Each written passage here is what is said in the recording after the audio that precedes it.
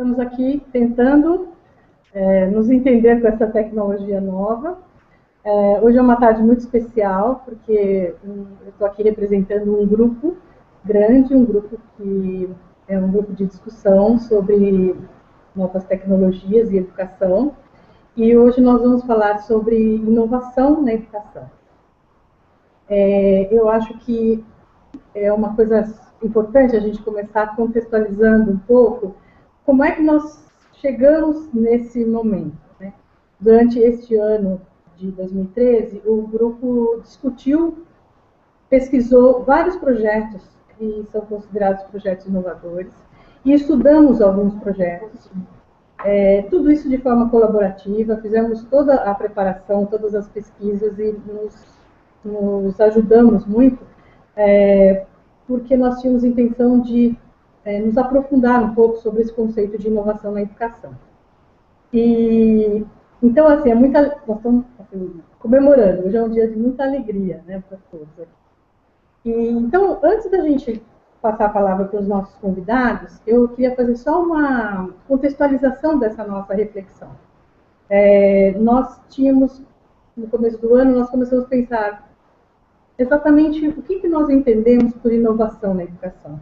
Porque quando você fala de inovação, uma coisa inovadora, né, para algumas pessoas, a inovação é algo, uma coisa muito inovadora para um, pode não ser inovadora para outro. E aí nós pegamos, então, como referência, um material que eu contribuí, ajudei a escrever, que é um livro, que é esse livro aqui, Inovação Tecno-Educativa, não sei se dá para ver, mas enfim, que a gente publicou o ano passado, e que esse livro foi uma tentativa de ampliar um pouco essa reflexão. O livro tem mais perguntas do que respostas, mas, enfim, nós conseguimos tentar fazer uma síntese dos significados da inovação na educação, né? Um dos projetos que a gente analisou foi o Khan Academy, o outro foi o MOOC de língua portuguesa na plataforma Redu, e o outro foi Educopédia e o Cronicanto, que é um projeto que surgiu, um blog, né, que surgiu com os alunos que participaram das Olimpíadas de Língua Portuguesa e chegaram na semifinal.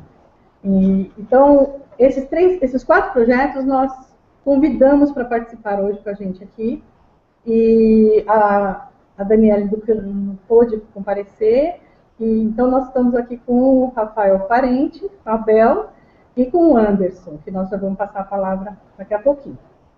Bom, vamos fazer então uma certa síntese do que nós entendemos por inovação tecno-educativa, ou inovação na educação, né? Nós começamos a estudar e percebemos que é um fenômeno muito complexo, porque ele envolve diferentes âmbitos. Às vezes a gente pega um projeto que parece ser super inovador e ele negligencia algumas coisas que são fundamentais para a educação que nós queremos aqui no Brasil. Então, nós começamos a perceber que são vários aspectos que entram em cena quando nós pensamos num projeto inovador. E então eu vou mostrar para vocês uma tentativa de explicitar de forma gráfica um fenômeno que é tão complexo. Então, se vocês olharem, parece uma flor aqui. Aqui no centro da flor, onde é vermelhinho, nós temos o contexto favorável para a inovação. Nós percebemos que nenhum projeto ele se torna inovador se você não tem algumas características que são básicas, né? Há um clima de confiança entre as pessoas que estão envolvidas no projeto, né? Existem mecanismos de interação entre as pessoas que estão envolvidas. Tem um espaço para troca de conhecimento tácito, que é aquele conhecimento que não está ainda sistematizado. Então, estar aberto afetivamente para a inovação, a troca de conhecimento tácito, a relação de confiança, são pressupostos que qualquer projeto inovador ele precisa. Nós já analisamos vários projetos e vimos que Se não tem uma dessas características, não, realmente a coisa é muito mais difícil de acontecer. Esse verdinho aqui, que está quase no núcleo, que para a gente é o mais importante, é a questão da qualidade, né? Então, Q1, Q2, Q3, Q4, Q5, esses são aspectos da qualidade, que são, por exemplo, ampliação dos agentes e setores envolvidos, atenção à diversidade. Então, assim, o projeto ele trabalha com as minorias, né? Ele dá voz a comunidades que são excluídas. Ampliação de acesso é uma outra característica de qualidade. No sentido assim, do projeto trabalha com a modalidade, por exemplo, de EJA, de educação do campo, enfim, a distância, como agora, né? A característica 4, uma outra característica, são atenção ao desenvolvimento de competências básicas. Então, o projeto trabalha com a questão da leitura e da escrita, que são coisas fundamentais que em todas as avaliações nós no Brasil vamos tão mal. Um outro aspecto que é, por exemplo, a atenção ao desenvolvimento profissional docente. Então, assim, trabalha com formação de professores. Lógico que um projeto pode não ter todas essas características. Não tem problema que não tenha. Mas um projeto que, por exemplo, o Q6, construção de um currículo significativo, né? O projeto ele prevê um currículo local, que incorpore questões da comunidade, ou mesmo que estão relacionadas com o mundo contemporâneo. São questões que são fundamentais para qualquer projeto. Não interessa se o projeto trabalha, por exemplo, o aspecto das tendências, que é o mais, se olhar na flor, é o mais distante, que é a parte mais externa, né? Não interessa se, por exemplo, ele trabalha com games, mas não trabalha com questões que são básicas, né? Um currículo significativo, por exemplo, ou competências básicas, enfim. Então, o centro, que para a gente é a coisa mais importante, são as questões da qualidade. Aqui são aspectos que a gente escolheu, não, a gente, na verdade, encontrou esses aspectos, e que nós vemos que muitas vezes as pessoas estão usando, um projeto inovador, né, de uma forma, está muito proliferado esse uso, e que de repente não contempla algumas coisas que são fundamentais. Um outro aspecto que é do meio, que é o aspecto da integração, é disponibilidade das tecnologias, então organização para o uso das tecnologias. Então, nós distribuímos computadores para as pessoas, né? Mas tem tomada na escola, sabe? Tem como carregar a bateria, né? Os professores estão formados. Então, são vários aspectos que são critérios que a gente elencou como critério de uma certa identificação de projetos inovadores. E as tendências, nós pegamos um relatório que é feito anualmente e vimos aqui que uma tendência é armazenamento e acesso remoto, mobilidade, então conteúdo aberto, né? O projeto permite que os usuários incorporem o conteúdo e possam ampliar esses significados a partir dele. A questão da individualização dos processos de ensino e aprendizagem. O projeto trabalha com colaboração em rede, enfim, são características, tendências da educação que nós identificamos hoje e que, de repente, alguns desses aspectos podem estar presentes ou não. Nós vamos, então, tentar falar aqui com o Rafael. Rafael, você está me ouvindo? Estou. Oi, Rafael. Oi. Bom, então, mas você não está aparecendo aqui, Rafael. Pronto. Aparecer? Rafael, então, assim, eu queria que você se apresentasse, né? Que você contasse um pouquinho para a gente sobre o projeto que nós estudamos, mas que muita gente que está assistindo pode não conhecer, e que você fizesse uma relação, contando esse teu projeto, sobre as características que vocês julgam do projeto do Copério como sendo um projeto inovador, né? Para a gente até perceber se esse nosso modelo, essa nossa tentativa de organizar esse fenômeno da inovação, se a gente precisa ampliar. Então, assim, a ideia hoje é ampliar essa conversa, né? Então, por isso que a gente chamou vocês aqui. Então, por favor, você está com a palavra. Tá Você tem bom. 10 minutos, tá bom, para você falar? 10 Eu falei minutos, 10, tá você bom. fala em 10. Tá. Obrigada. Boa tarde a todos. Então, queria agradecer o convite, a oportunidade de estar aqui conversando com vocês e poder explicar um pouco mais sobre o nosso trabalho e a Educopédia. Eu estou há 4 anos na gestão aqui da Secretaria Municipal de Educação do Rio de Janeiro. A secretária Cláudia Costin me convidou para ser subsecretário e o meu objetivo principal aqui na secretaria é inovação. Então, eu enxergo esse objetivo como a criação de novos processos, novas ferramentas, novas rotinas, novas formas de aprender que nos ajudem a melhorar a qualidade do que acontece nas escolas e na sala de aula, ou fora delas também, mas que de alguma forma contribua para a melhoria da aprendizagem daquilo que nós consideramos que é uma aprendizagem bacana, aquilo que nós consideramos que seja o objetivo da educação formal, mesmo que a gente amplie um pouco essa borda do que é o informal, do que é o formal, aliás, e construa um pouco, ou se junte um pouco com algumas questões que algumas pessoas podem considerar como educação informal. Além disso, eu sou mestre e PhD em educação também pela Universidade de Nova York, mas, na verdade, esse meu gosto pela tecnologia e pela educação, acho que vem desde pequeno, desde jogar muito videogame, desde o Atari e computadores e jogos de computador, então eu sempre fui meio geek, meio, assim, aficionado mesmo com essa questão dos games, dos computadores, dos videogames e tal. Com relação à Educopédia, a Educopédia é uma plataforma de aulas digitais que são criadas colaborativamente por professores. Então, a gente tem um grupo de professores que são selecionados para atuarem como produtores, revisores, tanto das aulas digitais quanto das questões de uma coisa que a gente está chamando de máquina de testes. E esse grupo hoje é composto por 400 professores, a gente começou com um grupo bem menor, de 60 professores, e eles criam as aulas, eles revisam as aulas, produzem, publicam e tudo isso.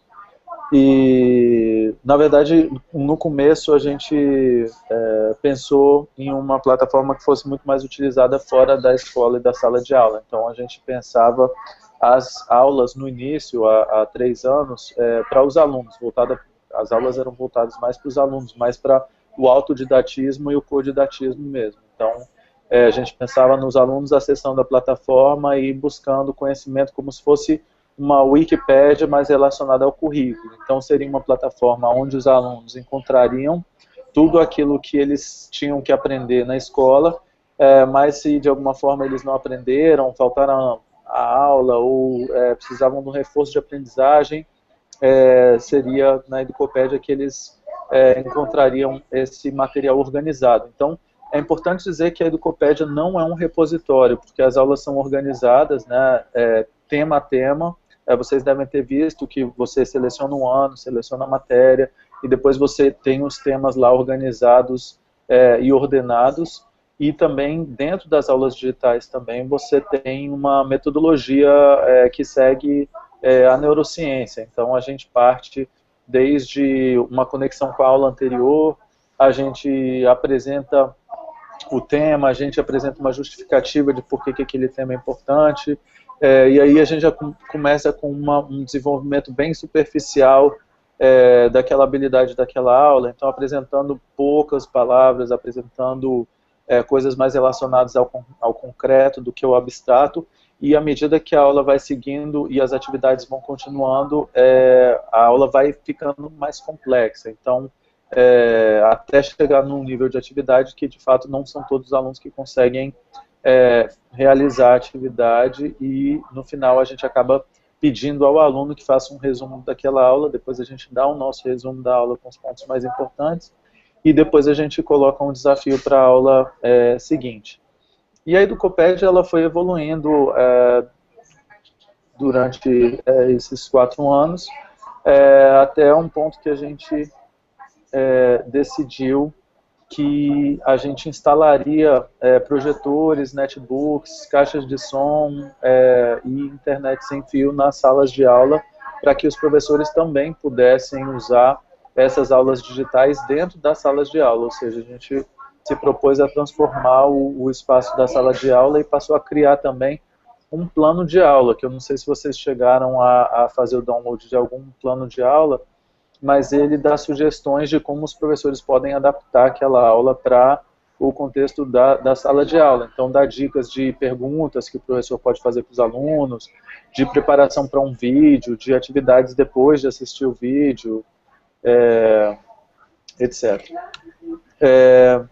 Além disso, a gente passou a criar outras coisas também, como a Educoteca, que é uma biblioteca de livros digitais. Então, a gente pegou uma série... Além de criar os nossos próprios livros, a gente pegou alguns livros que já estavam em domínio público, como 20.000 Léguas Submarinas, contos, etc.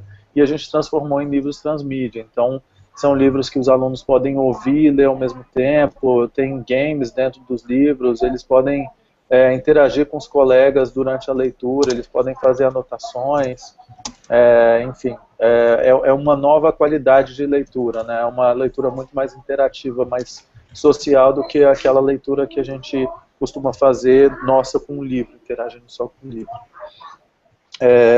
E depois, agora, não sei se vocês têm conhecimento do GENT, que é o Ginásio Experimental das Novas Tecnologias Educacionais, que é uma escola que a gente decidiu empurrar a inovação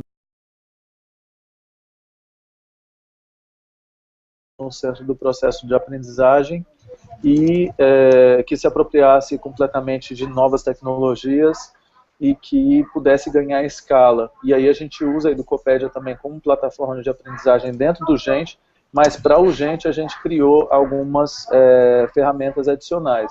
Então a gente criou uma máquina de testes, entre aspas, que é uma ferramenta onde os alunos são avaliados. Então eles fazem uma prova diagnóstica para saber daquelas habilidades que são esperadas, que ele deveria ter desenvolvido já, quais que ele de fato já desenvolveu ou não.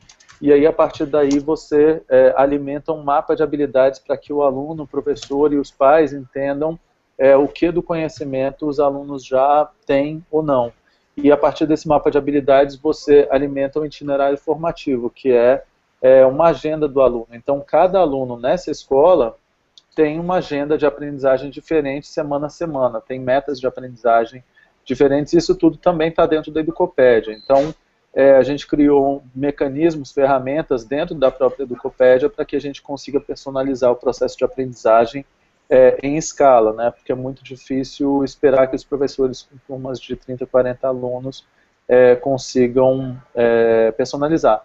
Então, basicamente é isso, é uma plataforma, agora tem um monte de ferramentas, no começo eram só aulas digitais mais voltadas para os alunos, hoje são aulas voltadas para os alunos, para os professores, tem a máquina de publicar, que todo mundo pode criar os seus próprios livros e publicar lá dentro.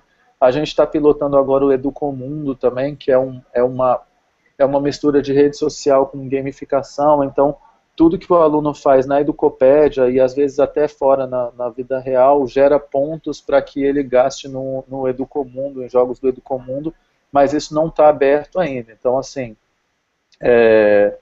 eu acho que a Educopédia tem algumas coisas que vocês não viram também, porque ainda não está aberto para todo mundo, mas de fato é uma plataforma que a gente acredita que motiva os professores e os alunos a fazerem melhor dentro da sala de aula e dentro da escola, ajuda a quebrar os limites de tempo e espaço, ou seja, ajuda os alunos a continuarem aprendendo mesmo que fora da escola e fora do tempo regimentar, e ajuda também a personalizar o processo de aprendizagem para as necessidades e os estilos de cada aluno.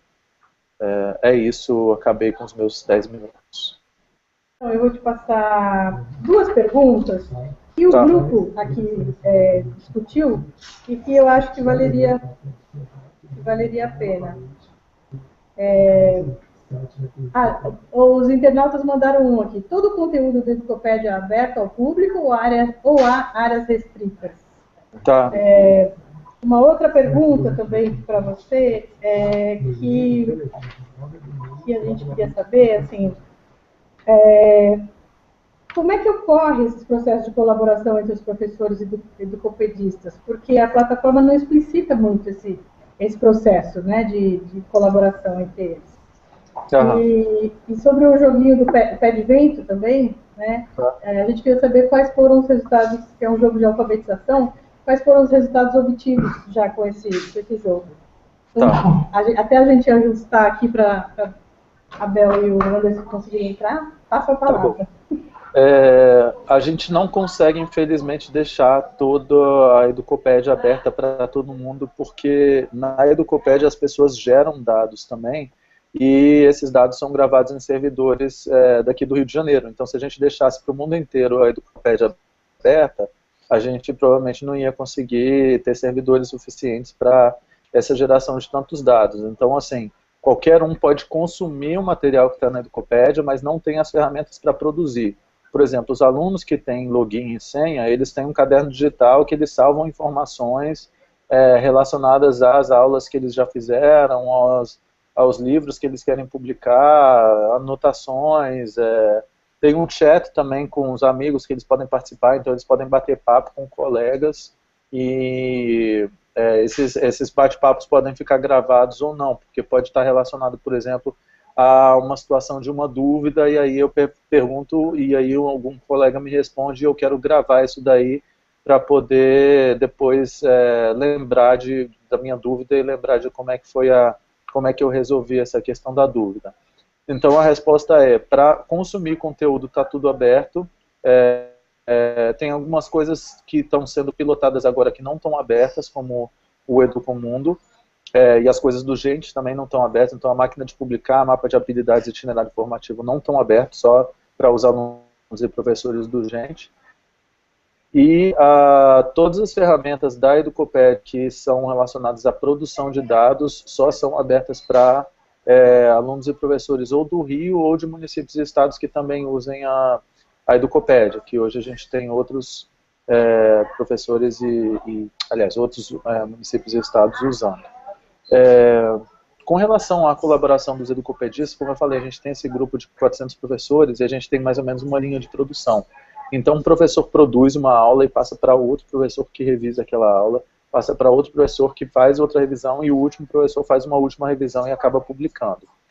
Os professores da rede, quando eles fazem login, aparece um botão aqui em cima da tela, na barra superior da Educopédia, que eles podem mandar observações sobre aquelas atividades. Então, eles podem falar que a atividade não está adequada, eles podem dar uma nota para a atividade, eles podem falar, olha, esse vídeo é bacana, mas já tem um vídeo mais atual, ou tem um vídeo bem melhor para essa atividade do que esse vídeo que vocês escolheram. Então, assim, os professores que têm login e senha, eles conseguem, através de um botão, mandar comentários, sugestões e críticas sobre as atividades. Então, acaba que os professores da rede, ou de outras redes que têm login e senha, eles acabam colaborando, mandando sugestões, críticas, etc. E a gente faz as mudanças nas aulas, quando a gente acha que essas críticas e essas sugestões fazem sentido, logicamente.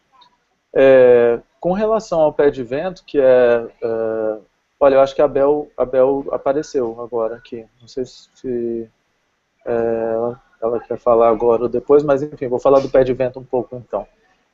O pé de vento a gente instalou também os equipamentos nas salas de aula e a gente já tem um resultado muito bacana, que a gente melhorava ano a ano cerca de 1 ou 2% no final do primeiro ano, a quantidade de alunos alfabetizados. Então, no primeiro ano, os alunos têm 5, 6, no máximo 7 anos de idade, e a gente começou com 81% de alunos alfabetizados ao fim do primeiro ano.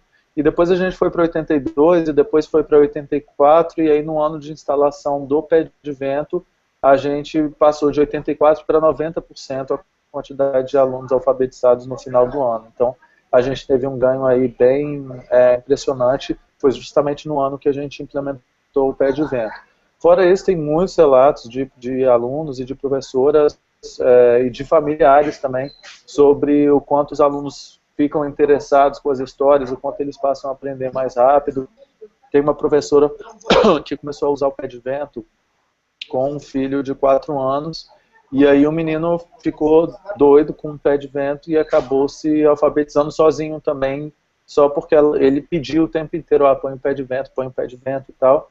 E aí a hora que a mãe, que a professora viu, o filho dela de 4 anos já estava lendo tudo, né? Então tem uns relatos de umas histórias bem bacanas, e tem também esse aumento surpreendente na porcentagem de alunos do primeiro ano que são alfabetizados com a ajuda do Pé de Vento. Bel, a palavra é com você, a nossa jovem aí do Paraná.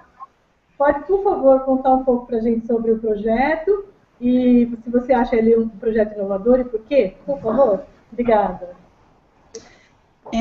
Então, o blog, eu acho que o diferencial, principalmente, é por ser de alunos, claro, né? Mas eu acredito que o blog ele passa uma mensagem muito, muito motivante para outros alunos. Já vieram me dizer várias coisas assim sobre o blog, outros alunos que realmente admiram o nosso trabalho, e eu acho que isso torna-se algo muito inovador, porque mexe diretamente com as pessoas da nossa idade, principalmente, que é o mais importante. O Bel, explica um pouquinho para as pessoas que não conhecem, o Rafael Parente, por exemplo, ele não conhece muito o seu trabalho. Então explica para a gente o que é o Canicam, né? Como é que surgiu, como é que vocês foram percebendo uma evolução. Conta um pouquinho para a gente aí, e qual é o seu papel lá, enfim, como é esse processo? Então, quando eu voltei da Olimpíada, eu fiquei muito preocupada, porque como todos possuíam rotinas muito conturbadas, nós estávamos nos afastando muito. E daí eu falei com os meus amigos e pensei só de fazermos algumas crônicas para guardar e tentar fazer algo com elas. Eu não pensei diretamente em um blog. Aí eles vieram com essa ideia e eu já tinha imaginado alguma coisa do tipo, mas principalmente para nós não perdermos o contato. E logo que surgiu a ideia, assim, todo mundo adorou a ideia e vários cronistas quiseram, junto comigo, participar desse projeto. E daí nós começamos, assim, era algo mais desorganizado, com o tempo nós fomos aprendendo a como lidar. Hoje, todos os cronistas eles são bem motivados, eles me enviam as crônicas todos os dias, aí eu as posto, juntamente com a imagem. E com o passar do tempo, com uma organização maior, os visitantes começaram a aumentar muito, né? Mais do que nós mesmos imaginávamos. Vamos voltar para o Parente responder a questão da avaliação dos alunos. E tem uma pergunta também aqui, Parente, que é uma pessoa da internet, que é a Roberta Neri. Podemos ter acesso às aulas como convidados? Ela perguntou. Então, passo a palavra para você, Parente, para a gente continuar. A gente tem uma prova aqui ao final de todos os anos, que é o Alfabetiza Rio. E o objetivo dessa prova, que é uma prova externa, sempre uma empresa externa que vem e cria a prova, e tem os aplicadores da prova também, né? Ela não é aplicada pelos nossos professores, não é corrigida pelos nossos professores, é como se fosse uma prova Brasil. A gente tem a prova Rio, que acontece ao final de alguns anos, e a gente tem o Alfabetiza Rio, que é no final do primeiro ano, justamente para a gente entender a porcentagem de alunos alfabetizados no final do primeiro ano. Então, essa prova, que é a Alfabetiza Rio, que é uma prova externa, que nos mostra essa porcentagem ano a ano. Com relação à Educopédia, sim, é só você entrar no educopedia.com.br e clicar no entrar como visitante. Deixa eu ver se eu consigo mostrar aqui para vocês. Não sei se esse compartilhar tela aqui. Bom, mas de qualquer forma, assim, é só entrar na Educopédia e tem um link lá falando entrar como visitante, aí clica no link entrar como visitante, aí você tem acesso a todas as aulas, inclusive tem desde educação infantil, educação especial, primeiro a nono anos, e tem cursos para professores também, enfim, tem uma série de recursos. Eu vou voltar naquela questão que eu te fiz. Você comentou que você chegou a olhar esse material, né? E eu esqueci de falar, esse material foi feito a várias mãos, então, assim, esse livro foi publicado pela OEI, não lembro se eu falei, mas enfim, pela Fundação Telefônica, iniciativa da Fundação Telefônica, e quem ajudou, eu cuidei da parte teórica e a Michele Prazeres fez uma pesquisa, levantou vários projetos, e a coordenação foi da Márcia Padilha, então eu esqueci de comentar isso, que é muito importante. Então, Rafael, eu queria que você comentasse um pouco sobre isso. Se você acessou esse material, se você acha que tem alguma... enfim, como é que você vê essa tentativa de criar critérios para avaliar se o projeto é inovador? Eu acho que isso é uma coisa que a gente não encontrou ainda e a gente sente falta. Eu acho muito bacana, eu acho bem importante mesmo que a gente compreenda, né, que tipo de, enfim, de indicadores, de variáveis vão dizer o quão inovador alguma ação, algum projeto, algum programa novo é ou deixa de ser. Apesar de que, no final das contas, quando a gente fala em educação, o grande indicador mesmo é a aprendizagem, né? Então, eu fico me perguntando assim, não adianta ter um projeto, um programa que é mega inovador se ele não tem um impacto naquilo que as pessoas consideram que é mais importante, que é a aprendizagem, né? Aqui a gente prestou atenção em algumas coisas essencialmente. Então, quando você fala, por exemplo, contexto favorável à inovação, a gente tinha aqui ainda uma rede que vários professores eram super favoráveis à inovação e a fim mesmo de fazer acontecer, a fim de usar coisas novas dos computadores, a internet e tal, mas a gente tinha uma boa parte que talvez fosse menor que a metade, mas que ainda assim era resistente por conta de uma série de coisas, de falta de conhecimento, vergonha de não saber, etc. Falta de tempo, uma série de questões. E aí eu acho que cabe a gente também fazer esse tipo de sensibilização com as pessoas envolvidas na ação, no programa, no projeto. Então, muitas vezes você tem que criar essa cultura que é uma cultura mais sensível e mais aberta ao que é novo, né? Porque o novo muitas vezes amedronta. Então, eu acho que existem estratégias para que a gente possa fazer com que o contexto, as pessoas, todo mundo fique mais favorável a receber e participar na criação de algo novo, né? Então, acho importante prestar atenção nisso. O quanto as pessoas estão a fim de participar vai fazer uma super diferença no final das contas se aquilo que você está trazendo vai funcionar ou não, né? A segunda questão, que é o quanto as pessoas estão preparadas. Então, quando você coloca aqui formação de educadores, presença das TICs nas práticas pedagógicas, isso tudo vai depender da vontade e vai depender também do quanto as pessoas estão preparadas para fazerem esse tipo de coisa. Tem muita discussão hoje ainda se a gente deve fazer uma formação mais voltada para as tecnologias ou fazer uma formação já integrando, por exemplo, como é que eu posso fazer o meu planejamento de aula buscando também ferramentas tecnológicas e tal. Inclusive, aquela velha discussão também se os professores têm que saber muito a matéria específica, se eu preciso saber muito matemática, ou se eu preciso saber, na verdade, ajudar o meu aluno a buscar as melhores fontes das informações matemáticas. Para a gente também foi essencial pensar em como que a gente conseguiria fazer com que as pessoas se sentissem mais confortáveis com a utilização de novas ferramentas. A gente criou cursos especiais para os professores e gestores. A gente chamou esses cursos de Transformação 2.0 e Transformação 3.0. Eles também estão abertos na Educopédia.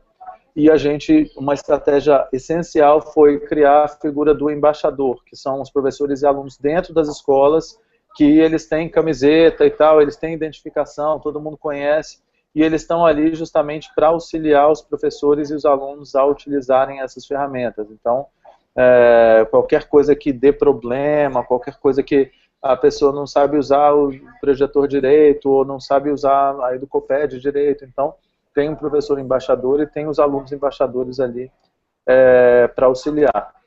E a terceira coisa que é a infra, que realmente é super importante. Então, quando a gente fala aqui de disponibilidade e organização do uso das TICs, a gente precisa ter a infraestrutura no lugar e a gente precisa pensar na manutenção dessa infraestrutura também.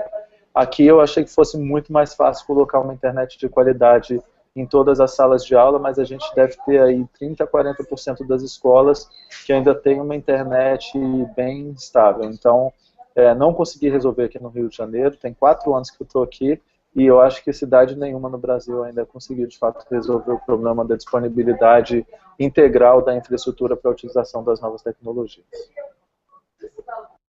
Ótimo. Tá ótimo, Rafael.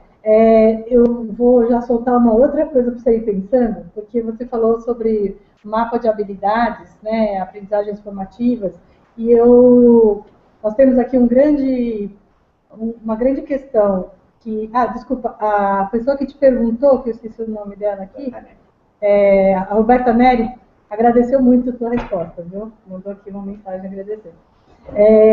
Nós temos aqui no SEMPEC uma visão crescente de formação à distância. E nós ficamos muito preocupados com a questão da escala, né, e da qualidade. E quando você fala em mapa de habilidades, em aprendizagens, personalizar esse percurso de aprendizagem, eu queria entender um pouco melhor, porque a gente fica preocupado com essa questão. Bom, eu vou passar a palavra para a Bel, que acho que a Bel entrou aqui agora, não é isso, Bel? Tá aí? Não, foi o Anderson? Olá. Oi, Anderson. Olá, tudo bom? Seja bem-vindo, Anderson. Obrigado. Tivemos alguns problemas técnicos, mas foi resolvido com a equipe do SEMPEC. Ótimo. Então tá bom. Então vamos aproveitar que você está aqui. Agora quem subiu foi a Bel. E, Anderson, eu queria que você comentasse um pouco. Nós estávamos falando sobre inovação na educação e nós falamos sobre o modelo que nós estamos construindo, e eu queria que você falasse um pouco, então, sobre o projeto que nós estudamos, que foi o MOOC, que foi desenvolvido na plataforma que vocês... O MOOC de língua portuguesa, né? E eu queria que você falasse sobre a plataforma Redu, principalmente sobre esse MOOC. Então, passo a palavra para você. Ok. Bem, a plataforma Redu inicialmente nasceu num projeto de pesquisa da UFPE, na qual tinha um objetivo para que cada pessoa pudesse criar seus ambientes virtuais de aprendizagem. Normalmente, uma pessoa, para criar um ambiente virtual de aprendizagem, ela precisaria de entender um pouco de computação para implementar, por exemplo, o Moodle. E no caso do Redu, a pessoa ela consegue montar esse ambiente de aprendizagem. O grande diferencial desse ambiente é que ele é um híbrido entre rede social e um LMS. Então, por exemplo, ele não tem o caos da rede social, que a rede social ela sempre coloca as novidades sempre na parte de cima, ou seja, não é estruturado, mas tem uma grande vantagem que é o engajamento e fomenta a colaboração das pessoas. Então, o Redu tem essa característica da rede social. Por outro lado, também tem a característica da LMS que estrutura os conteúdos, fazendo com que os cursos, as aulas sejam mais estruturadas, elas possam comportar alguns designs que o professor ou o educador gostaria de estruturar. Então, ela tem esses dois marcos. Tanto pode atender o engajamento que a rede social promove, a interatividade, a colaboração, como também ela pode também estruturar a aula. Em relação ao MOOC LP de língua portuguesa, foi uma ideia que foi, no caso, apoiado pela Associação Brasileira de Mantenedores de Ensino Superior, e que o professor João Matar ele coordenou. Inicialmente, a ideia era fazer um MOOC de língua portuguesa para nivelar o conhecimento de língua portuguesa para os alunos do ensino superior. Né? Com essa grande explosão de faculdades, né, no ensino superior, também causou um pequeno fenômeno, né? Entraram muitas pessoas, muitos alunos que tinham o conhecimento da língua portuguesa muito desnivelado. Então, o professor João Matar pensou no modelo do MOOC, né, no modelo do MOOC dos conectivistas, para que pudesse dar essa oportunidade de fazer um nivelamento. A grande surpresa nossa, no caso do projeto do MOOC de língua portuguesa, é que não participou somente alunos do ensino superior, participou de alunos do ensino médio, profissionais, né, de empresas, no caso, professores, muitos professores, né, teve uma diversidade de público. E a grande diversidade de público não só de áreas, como também de idade, de adolescentes a pessoas de 80 anos. Já pessoas de 80 anos. Então, até recebemos um texto de uma professora na conclusão, uma ex-professora, na verdade, ela, uma senhora de aposentada, dizendo sobre essa nova modalidade, né, de cursos online, que as pessoas participam, onde a interatividade e a colaboração ela é bem promovida e catalisada. Na verdade, eu acho que valeria até um pouco, assim, um contexto que você entrou, assim, a gente já te jogou na fogueira, que nós estávamos ansiosos, porque nós estávamos discutindo, e eu tinha acabado de fazer uma pergunta para o Rafael Parente, que era assim, essa questão de um processo formativo em massa, né, de uma forma inovadora, ele contempla algumas dificuldades, alguns aspectos que nós ainda não conseguimos compreender muito bem. A gente queria saber um pouco de você e também do Rafael, que é essa questão de uma coisa em massa, sem ser uma formação fordista, né, de você disponibilizar o conteúdo e as pessoas individualmente vão consumindo aquilo e não interagem, não constroem, não trocam, não constroem outros significados para aquilo. E, ao mesmo tempo, trabalhar isso com 5 mil pessoas, como foi o LP que eu participei. E a gente ainda não chegou, a gente não entendeu muito isso, né? E eu queria que você focasse um pouco nisso, na sua fala, por favor. Ok.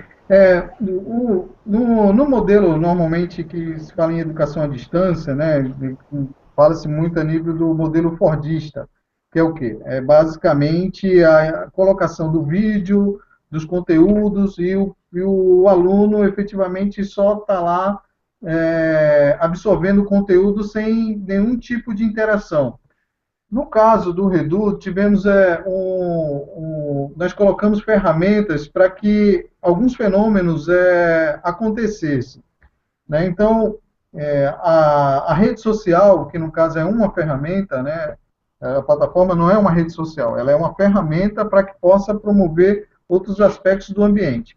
Então, a rede social, ela fornece o design instrucional, o design da interação que a plataforma tem, permite com que os alunos possam interagir, conversar e colaborar, né? Então, a rede social permite isso, né? A rede social permite que o engajamento das pessoas, elas efetivamente aconteçam, né? Que elas possam contribuir, que elas possam receber de muitos para um, né? E de um para muitos.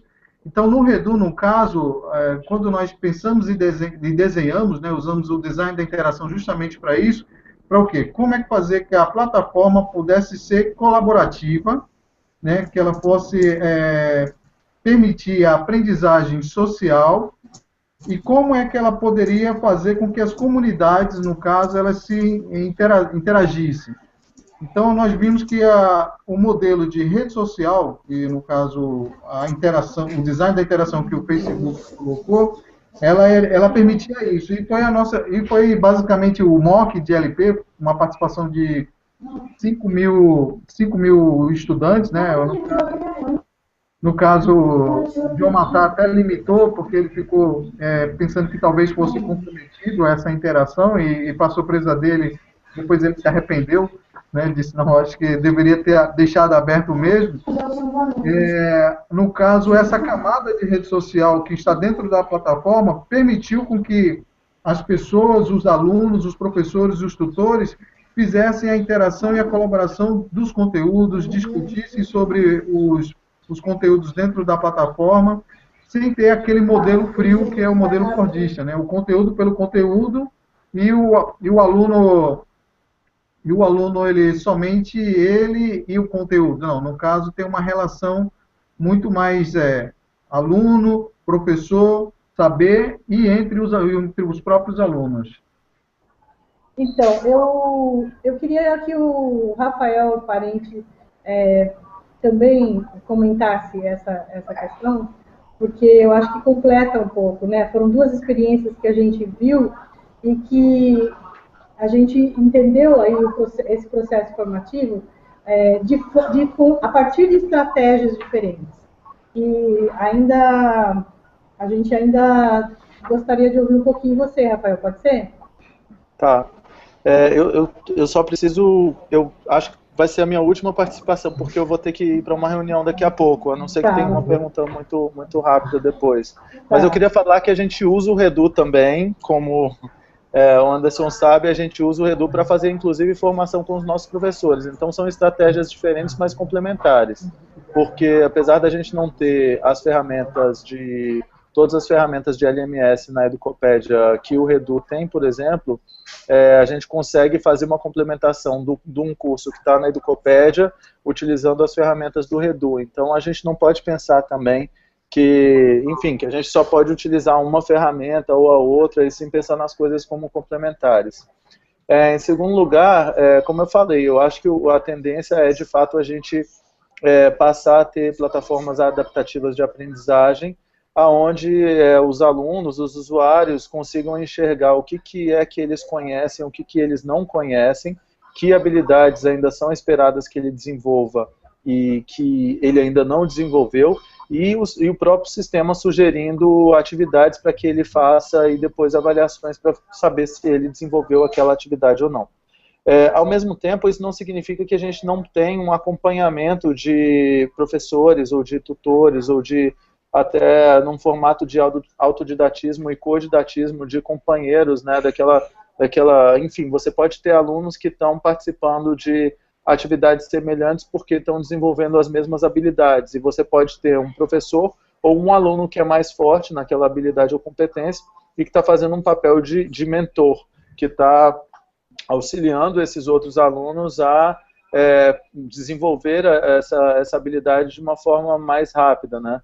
Mas, no final das contas, o que a gente acredita é que, por meio dessas novas ferramentas, os alunos vão conseguir construir os seus próprios caminhos, como já está acontecendo no Gente, né? Que os alunos, eles se sentam em grupo, então eles têm um grupo de 6 alunos que eles se sentam juntos todos os dias. Esse grupo foi montado a partir também de avaliações cognitivas e não cognitivas, então tem um porquê desses 6 alunos estarem juntos.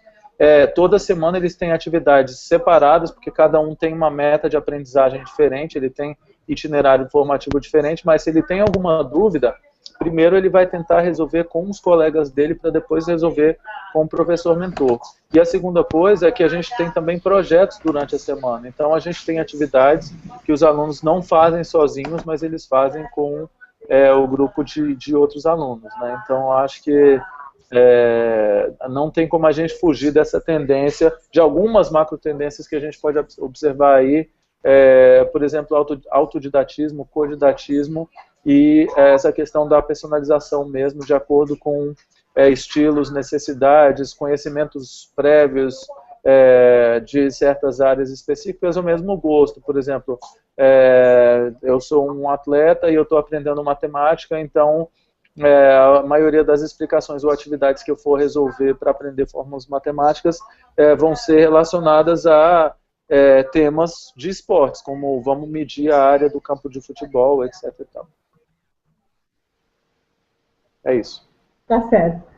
Rafael, antes de você sair ou de você nos abandonar, tem uma pergunta de um internauta que eu acho que, de certa forma, você já contemplou, mas eu vou ler, enfim, O Francisco Velasquez pergunta, Rafael, você poderia comentar se as plataformas adaptativas podem diminuir a diferença entre o acesso e as tecnologias e a qualidade do seu uso para o bom aprendizado?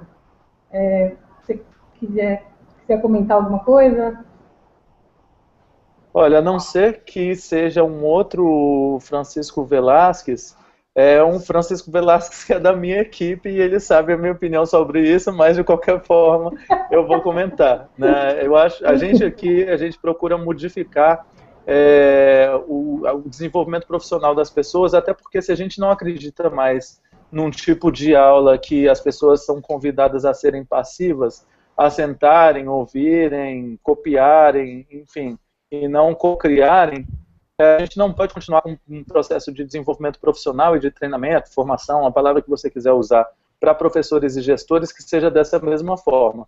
Ou seja, se a gente acredita em games, se acredita em plataforma adaptativa, se acredita em personalização, esse mesmo tipo de coisa tem que ser utilizado para a formação e para o desenvolvimento profissional dos professores e gestores. Ou eles não vão mudar suas práticas, né? A gente vai estar falando uma coisa, mas não vai estar praticando, então não vai adiantar nada, vai ser meio, sei lá, frenético e contraditório, a meu ver. Certo, super certo. Rafael, eu te agradeço demais, se você já tiver que sair, se você quiser continuar com a gente aí um pouco, mas enfim, te agradeço demais, porque a gente acabou explorando um pouco mais. Você foi muito generoso de participar aqui com a gente, e eu já vou avisar que a gente vai continuar conversando com você, porque nós estamos assim, estudando muito isso e tentando criar estratégias, e algumas experiências que você já vivenciou, para a gente vai ser uma coisa super bacana se a gente puder trabalhar de forma colaborativa. Então, assim, te agradeço demais. Eu quero também um convite e deixar um convite para vocês, inclusive, para vocês virem aqui até o Rio e passarem um dia aqui com a gente, com a minha equipe, visitando escolas e verem como é que a prática mesmo do dia a dia lá nas escolas está sendo modificada, conheceram gente também. Enfim, acho importante ver logo como é que a transformação está acontecendo e conversar não só sobre o que dá certo, mas o que não deu certo também, e quais são as pecados que a gente está enfrentando e teve de enfrentar, né? E aí qualquer coisa também, tem um Francisco Velasquez que está acompanhando aí, vocês que podem responder por mim alguma coisa, mas assim, super prazer participar com vocês e estou sempre à disposição para qualquer colaboração. Tá ótimo, tá ótimo. Obrigada pelo convite. Nós vamos, com certeza, porque nós já fomos numa escola que usa o material do CAN, fomos acompanhar numa escola e foi um processo que foi bem interessante, porque a gente viu realmente coisas que dão certo e coisas que não dão certo, e essa troca eu acho que é muito importante para todos nós que estamos nesse barco aí. Eu te agradeço. Agora vou passar então a palavra para a Bel, que está aqui, né, do lado. Você não caia, viu, Bel? E assim, agradeço muito, Rafael, pela participação. Então, Bel, vamos contar um pouco para o povo. Quais foram as principais aprendizagens que vocês tiveram com esse projeto, com o blog Cronicanto? E também a gente queria saber, assim, se na escola, qual foi a repercussão na escola, né? Como os professores começaram a acessar o blog, houve um movimento, enfim, como é que vocês, alunos do Brasil todo, separados fisicamente, conseguem se organizar para publicar crônicas, né, que encantam as pessoas? Passa a palavra. No caso da escola, para mim foi um pouquinho mais difícil, porque eu tive que me mudar do colégio onde eu estudava, eu estudo hoje em uma universidade federal, que é uma universidade muito grande, então os meus professores em si, eles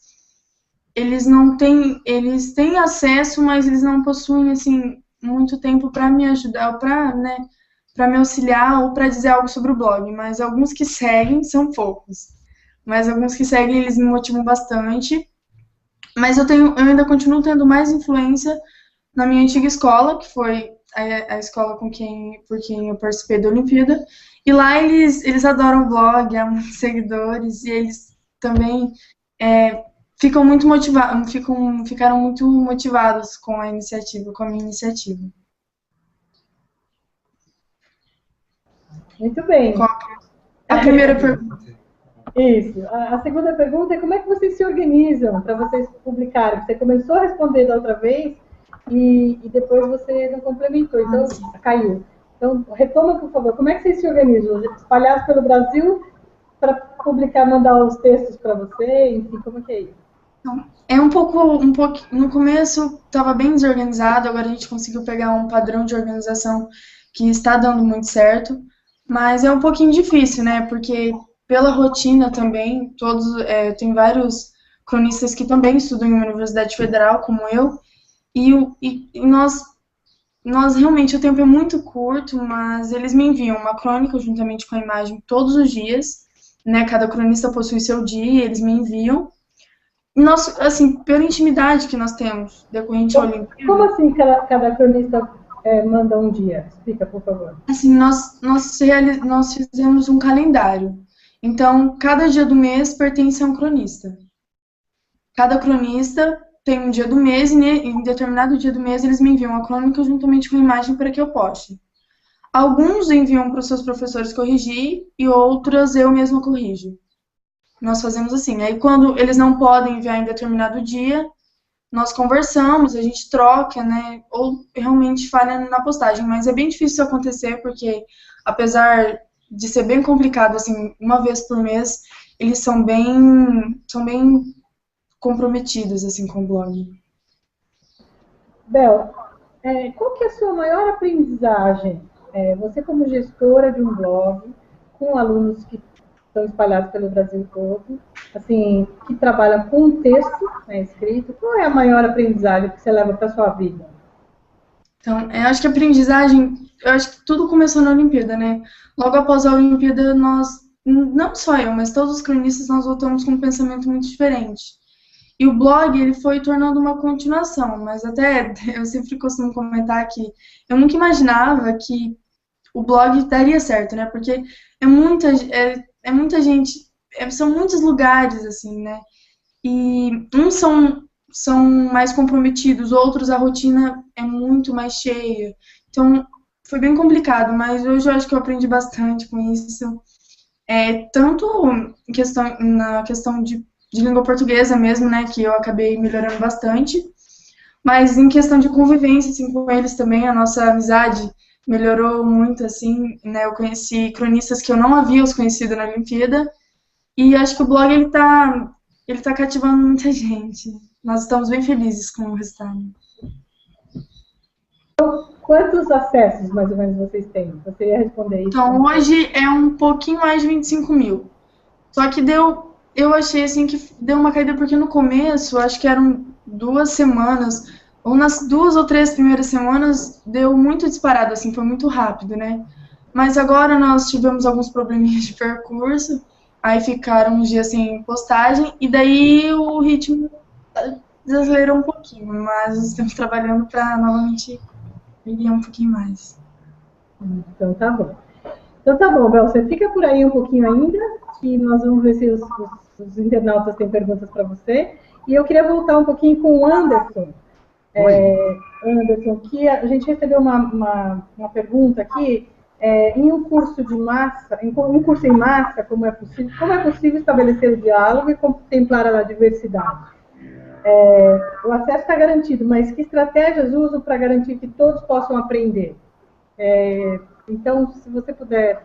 não sai daí, não cai. Ok. Isso sempre foi um desafio nosso de como fazer, por exemplo, cursos online, né, abertos, como é que vai trabalhar com o nível de diversidade. O curso de língua portuguesa foi muito feliz porque ele, inicialmente, claro, como eu havia falado, ele teve o propósito justamente de fazer o nivelamento, né? Porque, como eu havia falado, o contexto das universidades, das faculdades brasileiras, com essa explosão, entrou vários alunos com níveis diferentes de conhecimento da língua portuguesa. Então, quando o curso abriu, a nossa surpresa foi justamente essa diversidade, né? Pessoas com conhecimento diverso, inclusive pessoas do exterior. Então, pensamos, até conversando com o João Matai, como nós vamos atender essa diversidade de público, né? Que tenha desde aquele que que tem um conhecimento excelente da língua àquele que não tem um conhecimento muito básico, né? Então, o que nós descobrimos, na verdade, não é somente a plataforma e as ferramentas que ela possui que são essenciais para que ela possa atender esses diversos públicos.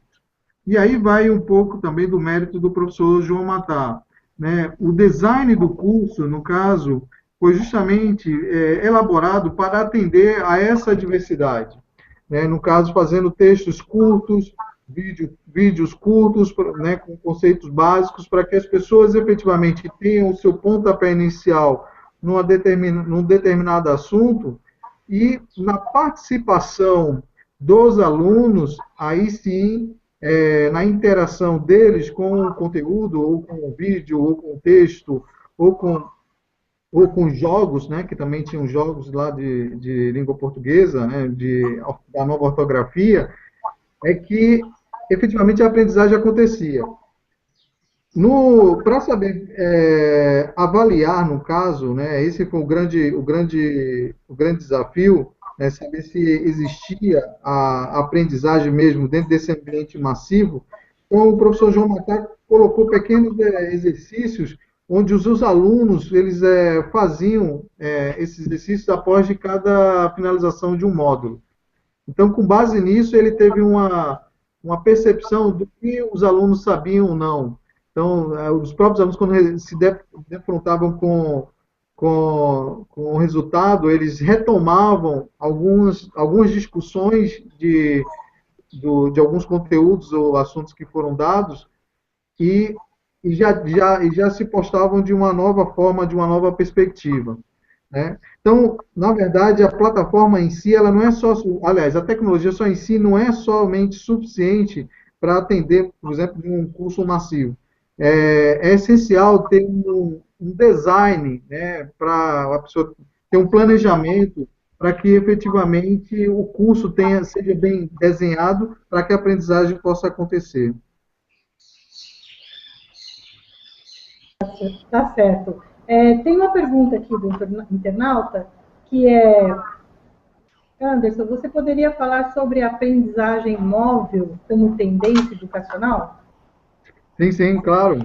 Na verdade, o Redu ele tem um planejamento de desenvolvimento da própria plataforma para os próximos 10 e 12 anos, né? Então, o inicial é o que eles chamam de o ensino Web 2.0, né? Que você incorpora as redes sociais, né? No caso, incorpora toda a cultura das redes sociais, da interatividade, das comunidades colaborativas. Então, agora já está começando também a vir o aprendizado móvel. Daqui a um tempo vai o aprendizado ubiquo, né? Daqui a pouco você vai ter a aprendizagem, ou seja, você vai aprender em tudo que é lugar, no museu, na rua, né? O Redu também está se preparando para isso. Tanto é que nessa aprendizagem móvel, nós fizemos uma pesquisa e saber exatamente como seria essa relação do professor e do aluno com o celular. Então, fizemos algumas pesquisas, nós temos um grupo de pesquisa, e esse grupo de pesquisa teve alguns dados bem interessantes. O engajamento para acessar, no caso, os conteúdos através de celulares, eles são muito mais, como se diz, são muito mais intensos do que nos próprios computadores na web, né? Então, principalmente por conta da conveniência. A hora que o usuário, tanto o professor como o aluno, aonde ele estiver, no momento que ele achar o espaço ou o tempo conveniente, ele tem a tecnologia, no caso, o hardware, para poder acessar a plataforma. Então, com base nisso, nós criamos um aplicativo, né, o Redu Mobile, que inicialmente está somente com o sistema operacional Android. Então, qualquer pessoa pode baixar gratuitamente lá no Google Play, para poder ter esse acesso do Redu numa interação mobile, né, no aplicativo mobile, não somente através do PC ou do notebook. E no caso, essa interação da aprendizagem móvel, essa eu acredito que vai ser a maior tendência dos próximos 5 anos. Né? Infelizmente, algumas escolas e alguns municípios, eu digo isso, por exemplo, os municípios de Pernambuco, alguns deles não permitem que os alunos levem os seus celulares para a escola, né? Por uma questão de precauções, né? De privacidade ou de filmar uma aula, enfim, né? Tem vários aspectos. Mas que, na verdade, essa aí é um aparelho, no caso, é um rádio que o dispositivo, né, que o aluno já está usando. E, por incrível que pareça, o professor também. Eu acredito que a inserção da tecnologia, o professor às vezes fala, o professor tem um pouco de resistência, não digo que o professor tem um pouco de resistência, né? Na verdade, ele ainda não encontrou um dispositivo que ajude, que facilite a vida dele. Né? E eu acredito que o celular, no caso, né, o celular, os tablets, vão permitir que essa resistência diminua pela conveniência e pela praticidade que ela fornece. Tá certo. Aqui nós temos uma pergunta. Oi, Anderson, qual a função e o perfil que o tutor deve ter em um curso massivo como o MOOC-LP? Essa pergunta é muito importante para nós também aqui do Simpec, que nós estamos toda hora nos perguntando sobre isso. O papel do mediador aqui, muitos cursos nós chamamos de mediador, então eu gostaria de ouvir um pouco a sua opinião sobre isso. Perfeito. Essa questão eu já participei de várias bancas de mestrados e doutorados justamente sobre o papel do tutor, né? E já ouvi, por exemplo, teses sobre que o professor é o tutor, que o aluno pode ser o tutor, né? E qual é o papel do tutor afinal, né? Então, essa discussão dá para várias mangas. Agora, eu vou dizer assim, uma percepção minha no sentido do que aconteceu no MOOC-LP, né? Então, inicialmente, a estrutura que estava desenhada no MOOC era que o professor João Matá, que é o coordenador, e também o professor e responsável pelo design do curso.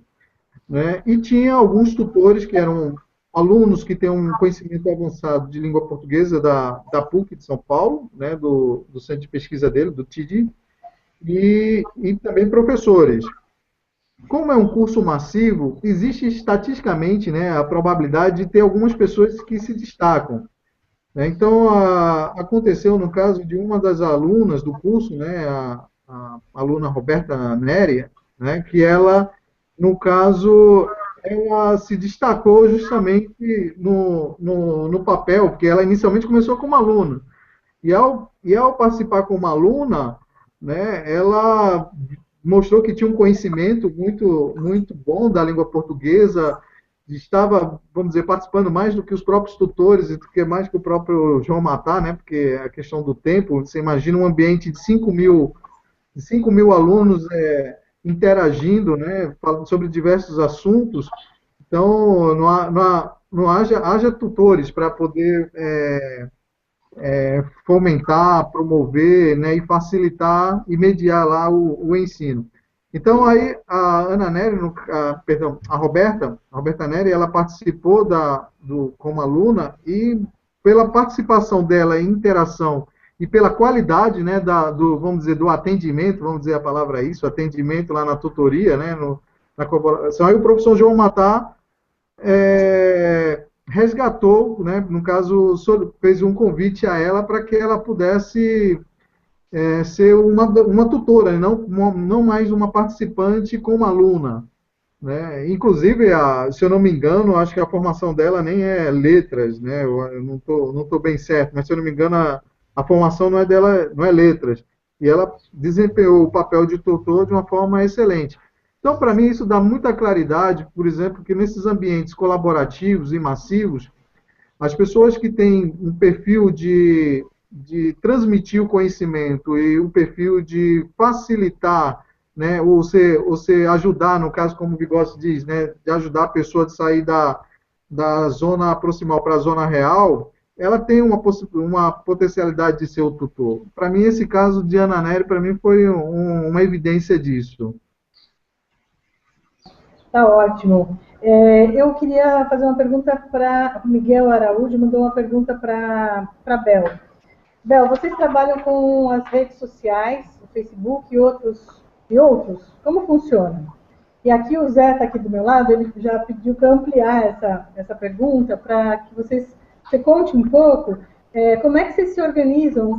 Ele falou que vocês têm um grupo fechado no Facebook para discutir, enfim, as coisas do blog. Então, juntando com essa pergunta do Miguel Araújo, como é que vocês se organizam via Facebook e qual é o papel que o Facebook tem nesse processo todo? Por favor.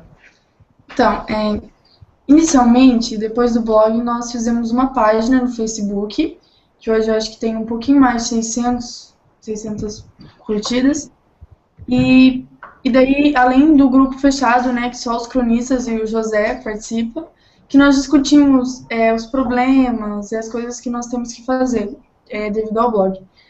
E os cronistas, cada um tinha uma rede social que se adaptava mais. E daí eles vieram, falaram comigo e disseram que queriam abrir, né, uma página em determinada rede social, que no caso é no Twitter, no Tumblr, sobre o Cronicanto. E daí nós dividimos isso e dois cronistas, a Larissa, do Rio Grande do Sul, e o Luiz, de Alagoas, eles ficaram com o Tumblr e com o Twitter. Nós discutimos tudo assim nesse grupo fechado, porque só nós temos acesso, né? E é algo bem importante, porque já houveram a saída também de vários cronistas, né? E os problemas mesmo são todos resolvidos nesse grupo. É uma forma que a gente achou também de organizar melhor as ideias. Tá ótimo. Até nós gostaríamos de aumentar as redes sociais, né? Mas ainda nós estamos com 3 mesmo, que são as que dão mais repercussão.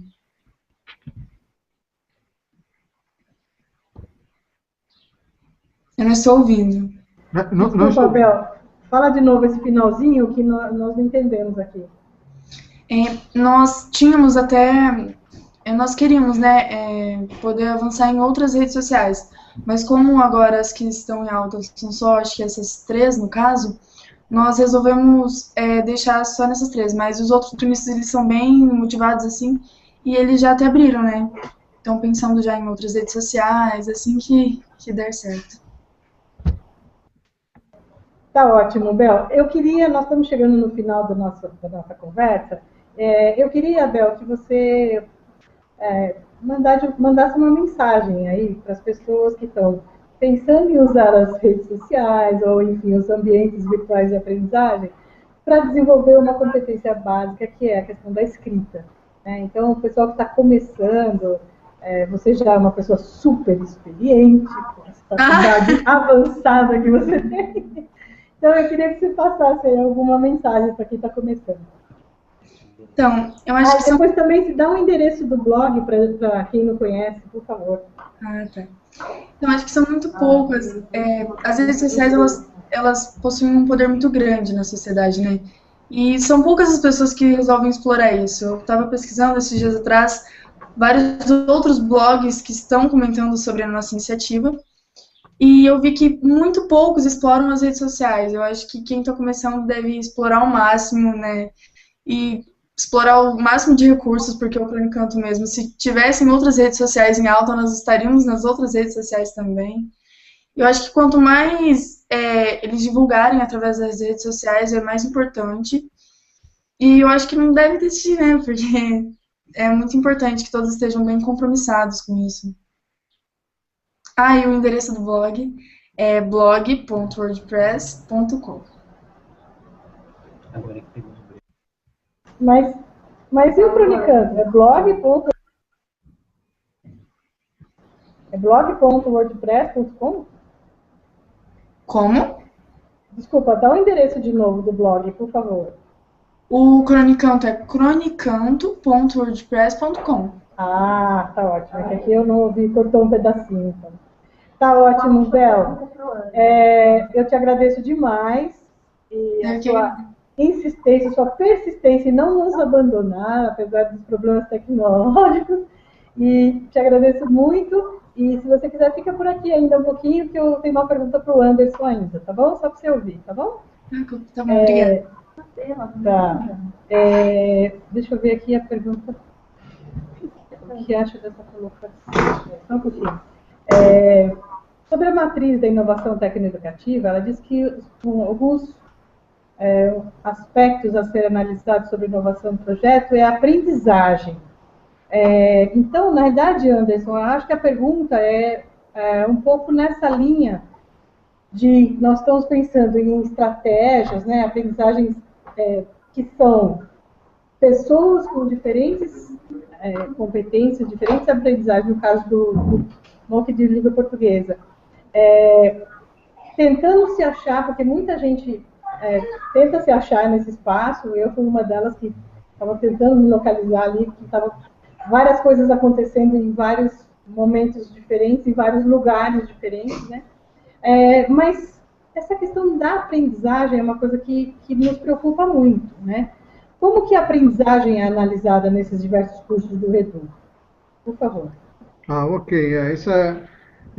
Na verdade, nós estamos numa onda de tecnologias, né, para a educação. Acho que na verdade, a tecnologia sempre teve no contexto sócio-histórico, né, querendo entrar no ambiente educacional.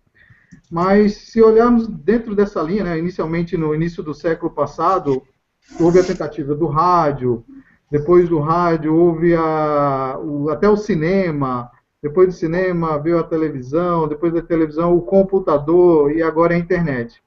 Né? E com essa explosão de tecnologia, no caso, né, de vários de dispositivos, de softwares, né, de plataformas, então ela também começou a invadir também a educação, os jogos, né, hoje em dia aprendizagens baseadas em jogos.